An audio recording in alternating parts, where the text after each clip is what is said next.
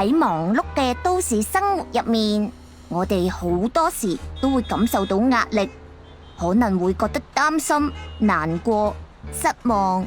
情況就好似被捲咗入去一個漩渦咁。近幾十年，研究證實靜觀可以有效減壓，亦都會減少焦慮同抑鬱嘅負面情緒。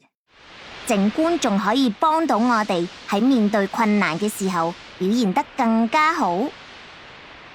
唔單止咁啊，靜觀對於改善失眠同埋其他身心健康嘅問題都好有效㗎。而且腦部掃描嘅研究仲發現靜觀練習會直接改變腦部嘅結構同埋運作，